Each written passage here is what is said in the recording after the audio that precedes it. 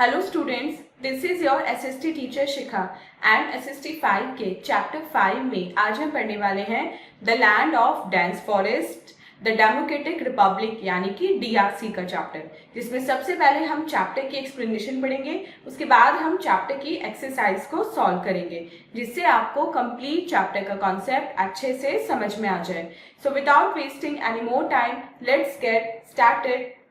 So students, this is our today's chapter, chapter number 5, and the name of the chapter is The Land of Dense Forest, Democratic Republic of Congo, जिसे हम short में बोलते हैं DRC। तो इस chapter में हम पढ़ेंगे एक ऐसी डेंस फॉरेस्ट की लैंड के बारे में जिसको हम जानते हैं DRC यानी कि डेमोक्रेटिक रिपब्लिक ऑफ कॉन्गो के नाम से। तो सबसे पहले लर्निंग ऑब्जेक्टिव्स में देखते हैं आज हमें कौन कौन से टॉपिक पढ़ने हैं। Location of equatorial region, climate, vegetation, wild life and life of the people, ये सारे टॉपिक आज हम अपने इस चैप्टर में कवर करेंगे। लेट्स वार्म अप सेक्शन में देखते हैं आज हमें कौन सी एक्टिविटी परफॉर्म करनी है। Which of the following animals is found in the evergreen forest. अब आपको ये बताना है कि एवरग्रीन जो फॉरेस्ट है उनमें से इन दोनों में से कौन सा एनिमल पाया जाता है। तो चलिए student main chapter reading start करते हैं। First topic is location of equatorial region. Equatorial region की लोकेशन क्या है। इक्वेटोरियल रीजन जो है वो इक्वेटर के दोनों साइड पे है और अगर हम लैंड सरफेस कवर करने की बात करें तो वो टोटल 6% लैंड सरफेस जो है हमारा अर्थ सरफेस है वो कवर करते हैं। वो मेनली लो लैंड एरियाज हैं और एक ऐसा क्लाइमेट वहाँ पे होता है जो बहुत ज्यादा हॉट होता है और वेट होता है और पूरे साल यही क्लाइमेट रहता है, हॉट एंड वेट। अब ये जो रीजन्स होते हैं, जो लैंड एरियाज होते हैं, यहाँ पे ट्रॉपिकल रेन फॉरेस्ट मिल जाता है और कुछ ऐसी वर्ल्ड के फेमस ट्रॉपिकल रेन फॉरेस्ट है अमेज़न में, मीकोंग में, ओरिनोको में एंड कॉन्गो में। तो देखते हैं कि आज हम जिस चैप्टर को पढ़ रहे हैं कि DRC के बारे में, उसका क्लाइमेट कैसा है, प्लांट कैसा, और यहाँ पे जो रिवर बहती है वो है अमेज़न जो वर्ल्ड की लार्जेस्ट रिवर है, कॉन्गो, मीकोंग एंड ओरिनोको। तो सबसे पहले पढ़ते हैं क्लाइमेट के बारे में कि यहाँ पे किस टाइप का क्लाइमेट मिलता है। अब सिंस इक्वेटोरियल रीजन में जो सन की रेज है वो डायरेक्ट पड़ती हैं, तो जो क्लाइमेट है वो पूरे साल बहुत ज्यादा हॉट रहता है और यूजली 25 डिग्री सेंटीग्रेड के अबव भी रहता है और एयर जो है वो काम होती है, मतलब ज्यादा ठंडी हवा या ज्यादा हवा नहीं बहती यहाँ पे। ट्रॉपिकल रेन फॉरेस्ट जो है वहाँ पे 168 सेंटीमीटर रेनफॉल वो रिसीव करते हैं जो मोस्टली आफ्टरनून में होती है। और जो सन की जो हीट है वो बहुत सारा वाटर इवेपोरेट कर देती है लेक से, रिवर से, सी से, एक्सेट्रा से, जिसकी वजह से क्या होता है प्लांट्स भी अपना जो ट्रांसपिरेशन होता है वो जल्दी जल्दी करते हैं, प्लांट से भी मॉइस्चर जल्दी जल्दी चला जाता है। तो वार्म एंड ह्यूमिड एयर जो है वो फिर ऊपर उठती है और वो कूल डाउन होती है, क्लाउड्स बनाती है और वापस से फिर रेन हो जाती है। पूरे साल में सभी दिन का जो वेदर है वो ऑलमोस्ट सिमिलर होता है, इसलिए इन रीजन्स में सीजन का कोई चेंज नहीं होता, पूरे साल मौसम एक जैसे रहता है। और ये कहाँ पे फैले हुए हैं, ये फैले हुए हैं continent of south America, Africa, Asia and Australia, 4 जगह ये फॉरेस्ट मिलते हैं। वेजिटेशन की अगर बात करें तो अब सिंस यहाँ पे हर टाइम सनलाइट और रेन रहती है तो यहाँ पे सभी टाइप के प्लांट्स जो हैं उनकी ग्रोथ काफी ज्यादा होती है। बहुत सारे hardwood trees such as mahogany, rosewood और इबोनी यहाँ पे मिलते हैं। अब यहाँ पे फॉरेस्ट इतने डेंस होते हैं एक दूसरे से, इतने ज्यादा वो मतलब मिल के ग्रो होते हैं जो ट्रीज होते हैं कि जो सनलाइट है वो नीचे जो सरफेस से अर्थ का वहां तक नहीं पहुंच पाती। ट्रीज इतने ज्यादा डेंस होते हैं और आपस में मिले हुए होते हैं।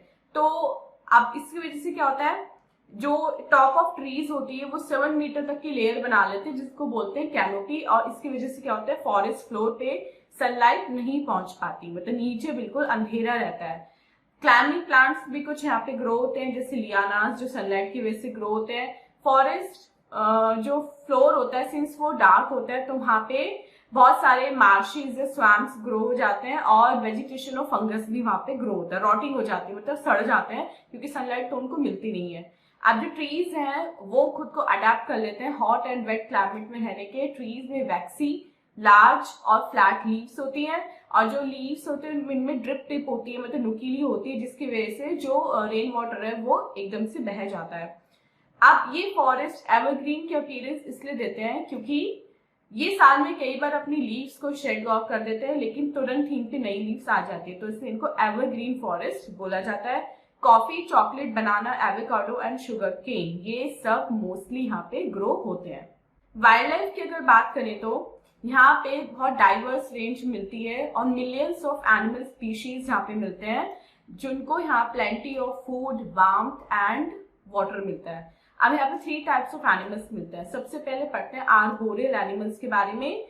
ये ट्रीज की ब्रांचेस में रहते हैं और एक ट्री से दूसरे ट्रीज पे क्लाइंब करते रहते हैं। इनमें होते हैं eagle, parrot, sloth, flying squirrel, spider monkey, tree frog, jaguars, chameleon and howler monkey. And उसके बाद हमारे आते हैं लैंड एनिमल्स, जो थोड़े स्मॉल क्रिएचर्स होते हैं जो फॉरेस्ट फ्लोर पे रहते हैं। ये होते हैं तापीस, leaf cutter ant and weevils. Aquatic animals भी यहाँ पे मिलते हैं क्योंकि वाटर बहुत ज्यादा होता है यहाँ पे, अवेलेबिलिटी वाटर की बहुत अच्छी है। वो होते हैं crocodile, alligator, snake, turtle, fish etcetera. अब बात करते हैं लाइफ ऑफ द पीपल के बारे में। यहाँ पे किस टाइप के पीपल रहते हैं और वो कैसे अपनी लाइफ को जीते हैं। तो यहाँ पे बहुत सारी ट्राइब्स रहती हैं, जैसे पिग्मीज मिलते हैं सेंट्रल अफ्रीका में, नोमैड्स और लुमार्ड्स मिलते हैं सदर्न फिलीपींस में, एंड अमेजोनियन इंडियंस मिलते हैं साउथ अमेरिका में। अब पीपल बहुत ज्यादा छोटे होते हैं तो वो फॉरेस्ट में इजीली चल पाते हैं, वो अपने क्लोथ्स खुद बनाते हैं, जो आसपास उन्हें मटेरियल मिलता है जैसे ट्री बार्क से वो अपने कपड़े बनाते हैं, और उनके जो शेल्टर्स होते हैं वो वैक्सी लीफ से कवर होते हैं जिससे रेन घर के अंदर तक ना पहुंच सके। कुछ पीपल नॉमेड्स होते हैं यानी कि बंजारे होते हैं, कुछ हंटर गैदरर्स होते हैं जो शिफ्टिंग एग्रीकल्चर परफॉर्म करते हैं, और बहुत सारे लोग जो रेन फॉरेस्ट में रहते हैं वो वहां पे ट्रैवल करने के लिए किस चीज का यूज करते हैं, बोट्स का यूज करते हैं, क्योंकि वहां पे जो रिवर है वो हर टाइम फ्लडेड रहती है, मतलब वाटर बहुत ज्यादा है, तो वो बोट का यूज करते हैं एक जगह से दूसरी जगह पे जाने के लिए। सो स्टूडेंट, ये था हमारा चैप्टर। अब चलते हैं अपने लेट्स डू इट सेक्शन पे, और लेट्स डू इट सेक्शन में देखते हैं आज हमें कौन कौन से क्वेश्चन मिले हैं। First is tick the correct option. इसमें हमें करेक्ट ऑप्शन को टिक करना है। फर्स्ट क्वेश्चन लिखता है which of the following is a hardwood tree? mahogany. Second, lianas are shrub. Third, arboreal animals live among the branches of trees. Fourth, how much of Earth's land surface is covered by the equatorial region? 6%. And fifth, Amazonian Indians belong to South America. B देखते हैं, fill in the blanks with correct word. Tapir is a land animal. Belong to Central Africa. Nomads. Aquatic animals thrive in rainforest. Equatorial forests are green in appearance. And fifth, rainforests grow in equatorial region, dense rainforest. C, write true or false for each statement. First question लिखते हैं, the trees in the rainforest have leaves with drip tips. Yes, this is true. Second, rosewood is a hardwood tree. Yes, true. Third, tropical rainforests receive over 160 centimeter rainfall every year. True. Fourth, alligator is an aquatic animal. False. Fifth, the Amazon River flows through the equatorial region. Yes, this is true. So student, this was an exercise. I hope आपको complete chapter with exercise अच्छे से समझ में आ गया है। And this was our today's video. मिलते हैं अपने नेक्स्ट वीडियो में इस नेक्स्ट चैप्टर के एक्सप्लेनेशन के साथ। टिल देन आप अपना बहुत बहुत ध्यान रखिएगा एंड बाय बाय।